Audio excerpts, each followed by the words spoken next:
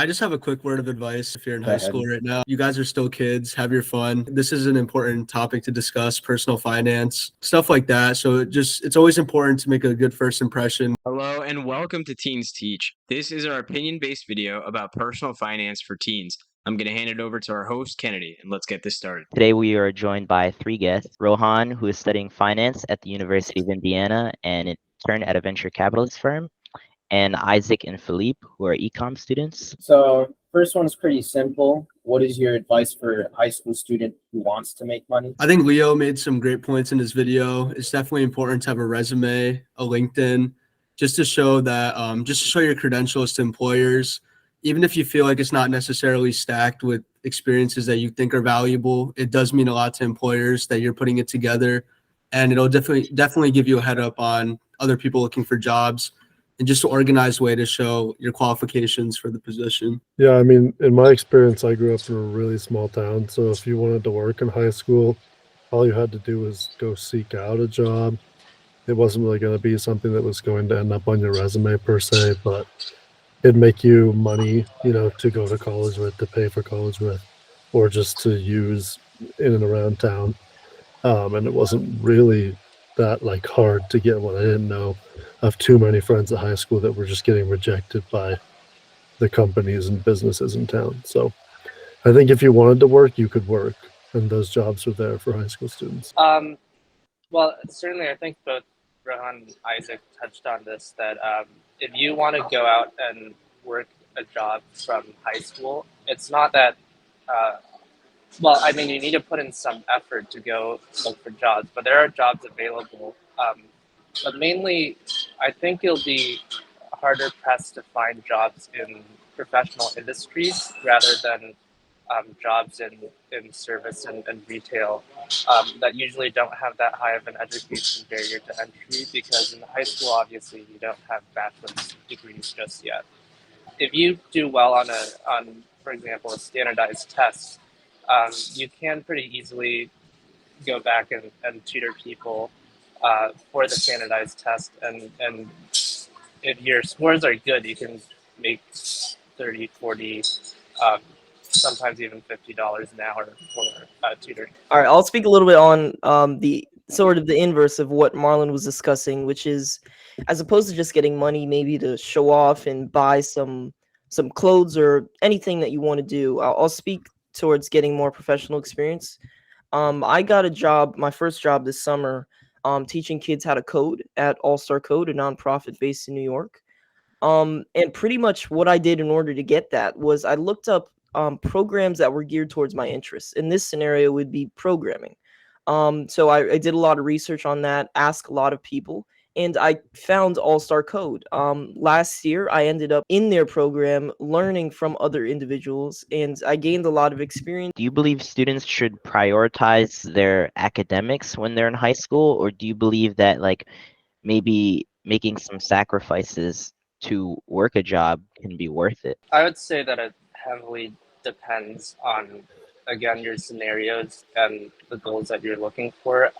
I personally know a lot of high school students who needed to work jobs because that was the way that they were going to afford food and other expenses, and to pay tuition if they go to a private school. And that is something that when you're applying to colleges, they will understand. The colleges look at applications holistically, and they see that, if you don't have the best grades in the world, but you also spend a lot of time working, that is something that is natural, and that's something that will be taken into account. So it's not necessarily a negative that you don't that you go and get some work experience, and it's actually something, even if it's not 100% necessary for you, it's a lot of times a beneficial experience for you to have to start working in high school. Oh yeah, so I definitely agree with Philippe. I was fortunate enough in high school to not really have to work. The work I did was more for my personal spending money, whether I wanted to go out to eat or hang out with friends and stuff. But I believe if given the choice, it's definitely important to focus on academics. You only get to go through high school once. The grades you get in high school heavily set up your college prospects, your future. As Philippe mentioned, a plethora of scholarships from academic performance. But it's also important to remember to be a kid, because once you get to college, the work definitely ramps up and you're kind of forced to focus on academics. So my answer would be it's important to find a healthy medium. How important do you think it is for teenagers to learn about investing, some things like stocks? I didn't in high school. I haven't really studied it in college. I know very little about them from experience. I think I hold a few investments of my own, but I'm not a day trader by any means. They're just things I thought I would do with a little bit of extra money I've had. And I don't know, it's easy to lose money, and I guess it's easy to make money if you're smart about it and you spend a lot of time on it, but you do have to spend a lot of time on it. So if it's your hobby and you have a cushion, a financial cushion that you can rely on, that you want to try and grow, go for it. I know there's a lot of resources just online that will help you, but it's wouldn't be something that I'd want to do on my own without professional guidance.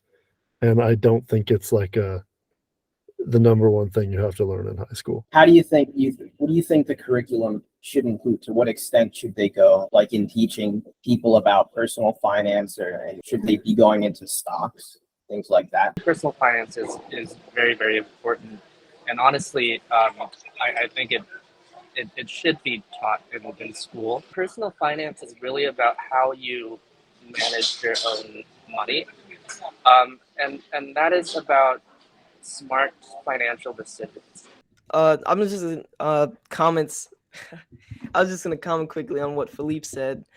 So you're essentially saying that personal finance is the bare minimum, and once you have that solid, you can start building off of that and build a depth in wealth and a diversity of wealth through investing, right? Yeah, I would say that personal finance is the base, and then if you would want to study more about investing, you can investigate in stock markets and trading, but know that that takes up a lot of time and is more risky. Yeah, I just wanted to make a quick point about the personal finance. Personally, I took a class in high school. I'm sure it's the same one Lamarr took. They kind of cover the bare necessities, like writing a check, different budgeting tactics. I believe that's good as a baseline, but to get the true benefits of the class, I feel like you need to integrate it into your own life as much as possible. Like you need to listen to the teachings, go to other resources, see good breakdowns on how much money you should spend, save, put towards your future. And in terms of the stock market, when I'm a finance major, when I was in high school, I had no idea how stocks work. Personally, I'd go to Reddit, I'd see what's kind of popping, put some money in there. And it didn't end well. But I believe if you're in high school and you want to get integrated into the stock market, risk mitigation is one of the best things I could recommend.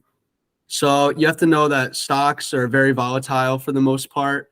However, once you start reading up on the economy, different sectors, you could invest in ETFs, which are much more conservative, or different bonds, which kind of give you an expected amount of return. And there's plenty of resources. Personally, I use one right now at work called Interactive Brokers. It's kind of, you're playing with imaginary money. They give you $1 million in your account. You can invest in the real-time stock market. And I think that's a great resource. If you don't want to use your own hard-earned income and you don't have much experience, it's a great opportunity to just like play around with like fake money just to see, gain some experience, get some returns. So that's definitely something I would recommend. And as you get older, it'll become more important with your retirement. But if you're in high school, just gaining a basic understanding is what I would recommend. How to conservatively gain wealth on a portion of the money you're earning. And yeah, as I mentioned, there's a bunch of different simulation trading sites. I could link them in the comments if you want towards the end. But yeah, it's just my advice. Now that you talked about inflation, like you guys think about, like, not to get too political, but like, what do you guys think about the current administration, how they're handling inflation? So this is actually like a funny fact, or I don't know, something that I had heard in class, but like most elections are determined by the economy more than anything else. So if the economy went up during the last administration, they'll stay in office. And if it went down in the last administration, they'll get out of office. I think like, was it Carter that only served one term? There's a few in like the 70s, 80s, 90s, good examples of like people that had bad economies and were kicked out of office and media. I think H.W. Bush was one of them as well. This is all, politics aside, which influence thing, but most people are kind of voting based on their view of the economy.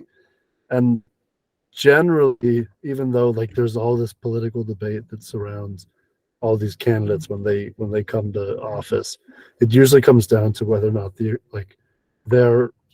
their wallet got bigger or smaller. How do you envision the housing market for Gen Z homeowners? I haven't done much research on the housing market, but from what I know about how that usually correlates with interest rates, by the time Gen Z is buying a house, some are already purchasing houses in like populated cities right now.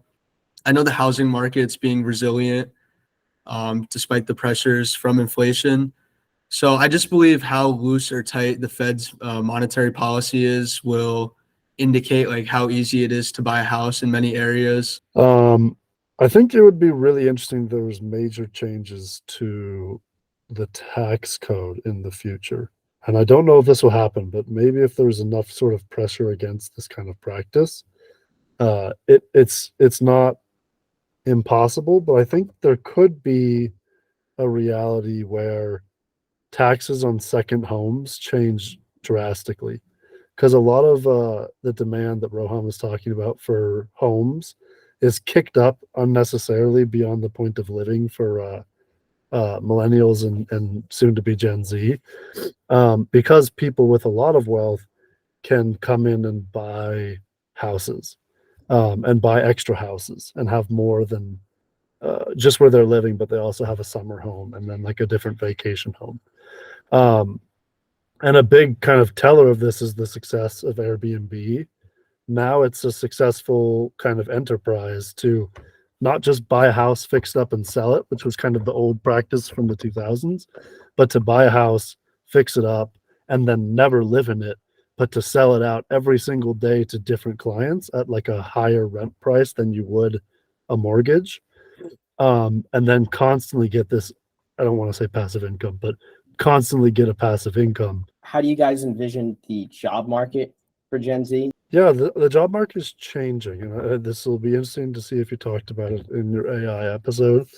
But I think like if we talk about the writers' strike right now, one of the things they're striking against is because people are coming to writers and they're telling them, can we pay you to read an AI script and make it human, right?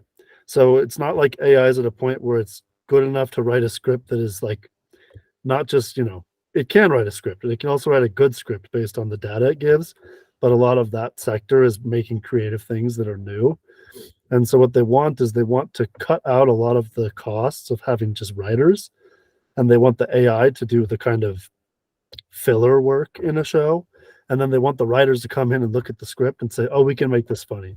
Yeah, I feel like even if you look back to the early 2000s, the job market, especially in finance, which I'm more experienced to talk about, it's always evolving. I know in 2004, 2005, people on the trading floor at different commodities funds would make millions of dollars based on arbitrage. Like basically, if a commodity is trading at $1.67 on the Canadian market and $1.55 on the United States market, you drop a bunch of puts and calls to eventually wait till they hit equilibrium. And that's how traders made a ton of money. But nowadays, the computers are just too fast. So that kind of eliminates that from the game. And obviously, prospective employees had to adapt. And I feel like it's the same thing moving forward with AI. I know you guys touched on it a bunch in your episode, but I feel like when searching for a career, it's important to realize what you're going to do and see if AI has the potential to almost take it over. As Isaac mentioned, there will be additional roles in overseeing AI, making it more human.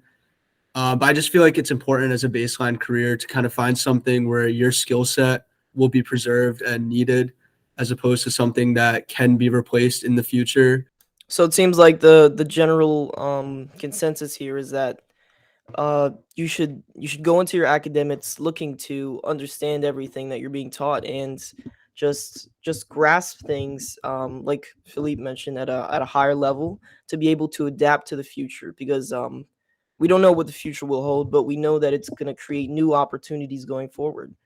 So it's just best to uh, e- equip yourselves with knowledge and flexibility. Yeah, I guess one last thing to add on is when you go to school, there are classes that are pre-professional and there are classes that are more um, theoretical or foundational. And I think a distinguishing factor is that you can, for example, learn. There's a class that might teach you the accounting code or um, how something very specific in a certain industry works or a specific skill. But there's other classes that teach you like the foundational reason of everything. And I think it's a good. I think some people go into college thinking like, oh, I should take all professional skill building classes, while other people tend to go the other way. And I think it's really important actually to strike a balance of these two things, where you build skills that are employable, but you also gain the necessary foundational and theoretical knowledge, because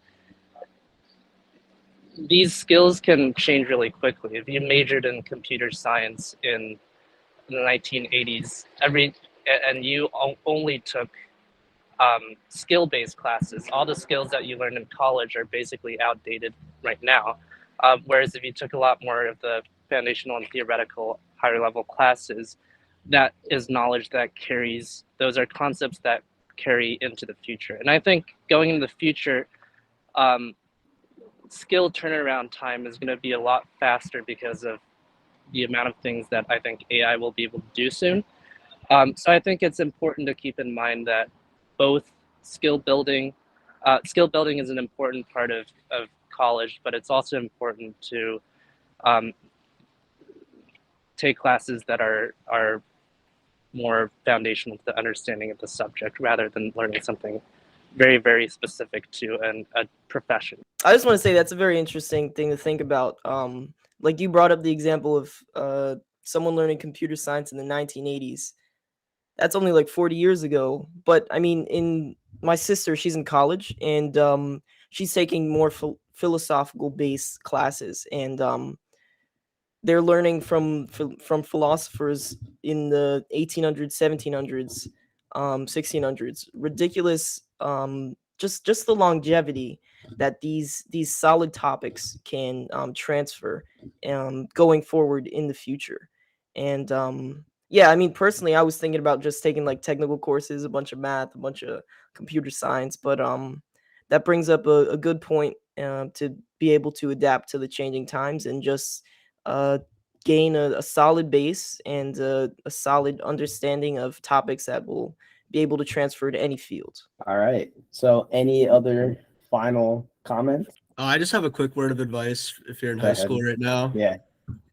So guys, remember, like, you guys are still kids, have your fun, but this is an important topic to discuss, personal finance, especially learning about the markets eventually. And just remember, in a professional sense, you're always being interviewed, no matter who you think you're speaking to, whether it just be like the dad of a friend or a job interview, you're always being interviewed. The way you present yourself is important, being respectful, being punctual, stuff like that. So it's always important to make a good first impression whenever you're looking for a job or just anything in general. So Yeah, so thank you guys for coming, and to all you guys still watching, make sure to come back next week for our fact-based and opinion-based videos. Remember, fact-based videos on Wednesdays, opinion videos on Saturdays. Thank you guys for watching, and we'll see you guys next time.